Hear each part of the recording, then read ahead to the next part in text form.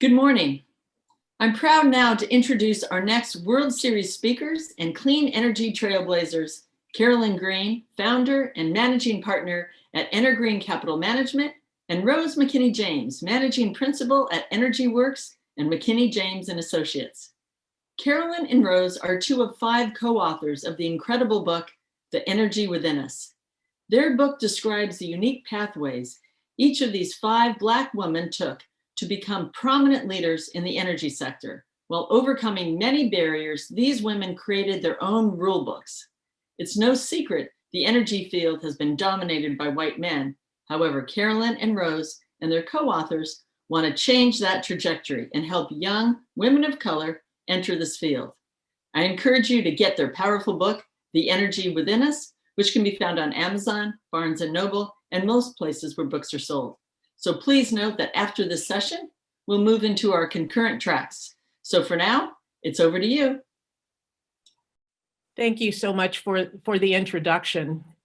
And we'd like to just start by talking about why we wrote this book. Our tradition in the African-American community has typically been an oral tradition. Unfortunately, when people die or people forget, you lose that information and you lose that continuity.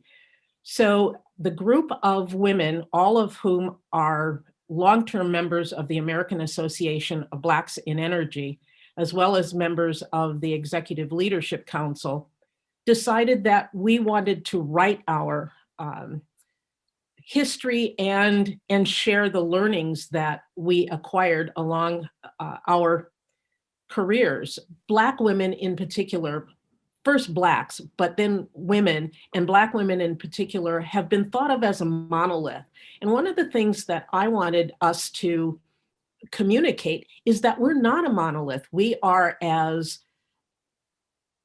diverse as any other community, but there are some commonalities, and we can come together in those commonalities to produce, I think, great things. And some of those commonalities, I think the book brings out, like the importance of family. People don't really get a sense of the strength of the Black family unless we make sure that we're emphasizing that.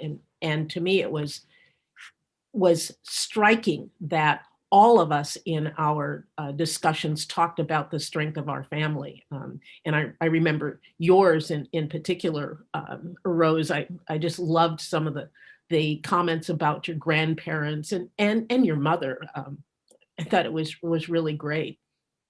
Well, I appreciate that. I think, as you point out, I write in the book about feeling quite isolated. I was isolated geographically, living in the West and not in California, but in Nevada, where there isn't a significant African-American population.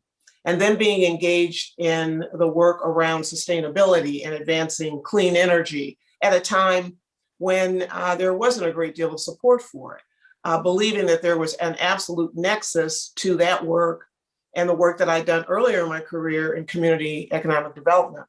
But all of that work was stimulated by the leadership that I experienced and witnessed with my grandparents. And I appreciate you mentioning them because they were trailblazers. I grew up with very strong women in the family. My great-grandmother was an ordained minister. My grandmother was a teacher and an author and very active in the arts. And my mother, of course, was a fairly well-recognized jazz musician who traveled all over the world. So that exposure gave me, I think, a sense of fearlessness. I never saw them. They never really demonstrated any fear as they approached their lives. I knew that there were challenges, but they seemed to really embrace those. And as a result, I felt an obligation to do the same. It's funny because a lot of the, I guess, stereotypes around, especially Black children, is lack of esteem. And like you, I never had a lack of self-esteem because my family and my community, my church, my school, etc., told me that I could do whatever I wanted to do. I grew up in Iowa, and people don't think of Iowa as a place that Black people live, but I'm the third generation, and I have friends who are fifth generation Black Iowans. So yes, we're there. But having that background of a family, a community saying that, yes, you can be whatever you want to be, I think gave me at least a sense that the world was my oyster. I didn't really know what I was going to do. And I'm certainly not doing what I thought I would do when I was young. I thought I would be teaching band or being a lawyer or whatever. But I think it has been good. And like you in the energy field, I came at it from an environmental standpoint, environmental protection, but also environmental justice, and making sure that communities of color had the same environmental focus and the same opportunities for having a clean environment that other communities had. So I think the book allowed at least me to convey that message, which I think is an important message. And I don't think we can lose sight of the fact that there are, unfortunately, lots of stereotypes that affect how women and women of color advance in their careers.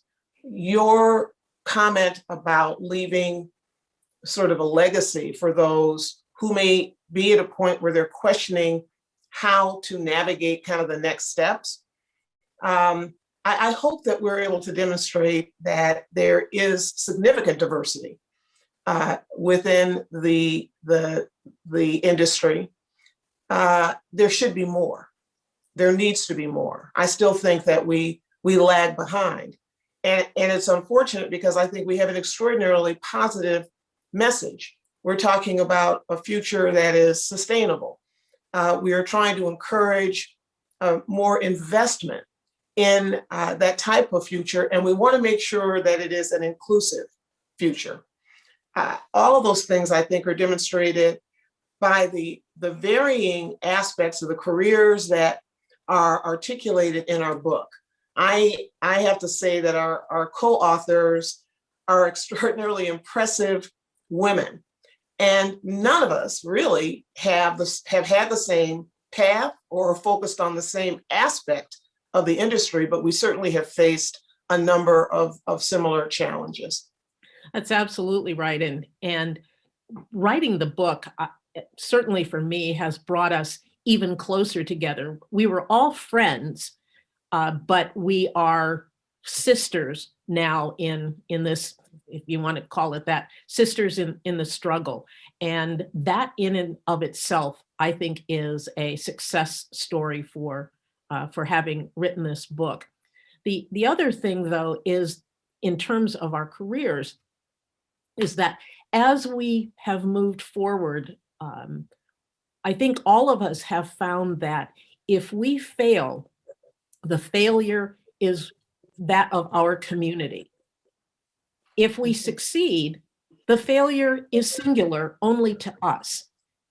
And as we address this issue of equity and inclusion, that's not a challenge that we as Black women or people of color can solve. That is a problem that white men have to take on, because it's their attitudes toward us that are holding the system back. It's not our attitudes toward us. I certainly think that I know that there are myriad women, people of color who have the skills and the desire to move into executive positions in the energy industry, and particularly in the clean energy industry, if they're given a chance. And they need to be given a chance to fail just like anyone else who doesn't look like them is given a chance to fail. Important point. I think back on I guess I describe it in the book as serendipity, the opportunities that presented themselves throughout my career. I always felt that I needed to seek and identify allies. And I think it was very clear that most of the people in position of authority, of decision-making authority, were males, and they were predominantly white males. I was fortunate. And I think as you think back on your own experience, you will find that there are a handful of allies, people who understand and appreciate the importance of bringing people forward, acknowledging their skills, acknowledging their talent, giving them the opportunity in a safe space to grow. We need to encourage and we need to nurture and cultivate those relationships. I think it's important to have a willingness to reach out and to say, I need help, I need support. Obviously, you have to be thoughtful and strategic about how you do it. But the reality is that in order to break through, we need to have the ability to have others help us move through that obstacle course. And each one of us, every author had a different set of obstacles. We acknowledge it, and we have identified the path that we chose to get over, beyond, and around whatever was presented to us. So I agree with you. Change is required. That change means that we need to bring a view to the marketplace, a view to the C-suite, a view to the CEO seat, that women and people of color add the same value. The value proposition is a strong one. And it's said so frequently, that the diversity of perspective, diversity of experience means that you can enhance the bottom line. And we don't need to just be focused on the bottom line. We can be focused on bringing everyone together toward achieving those goals. And certainly the move of NASDAQ to require more diverse boards is important in that respect, because those people who traditionally have not been on boards bring a perspective to the board that makes the board function better, I think.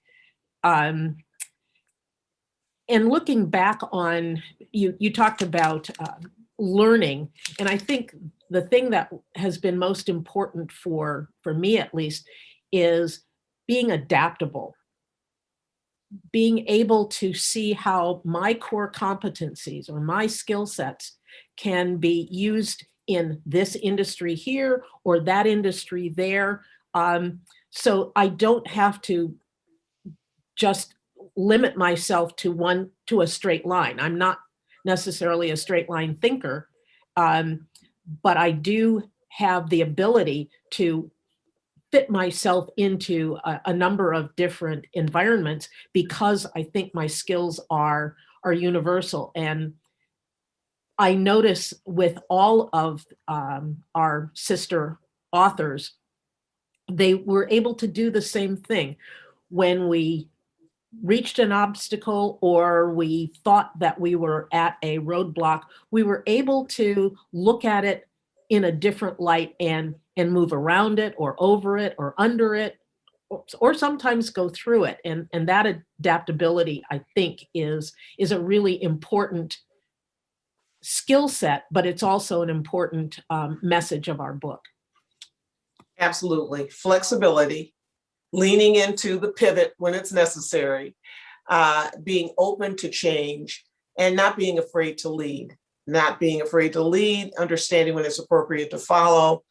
All those, I think, are both truisms as well as guiding principles that are fundamental to our ability to be successful.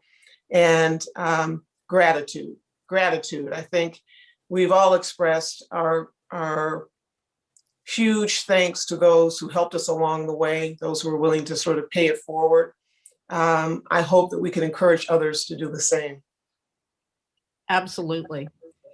And in fact, gratitude to the Ceres community for having us in this way and be able to share our story, the energy within us, and hopefully gratitude for people buying the book, reading it, and reacting to it. Well, huge thanks to you. It's been a joy spending time with you to talk about the book and to talk about, the journey, and the journey continues. It certainly does. Stay tuned.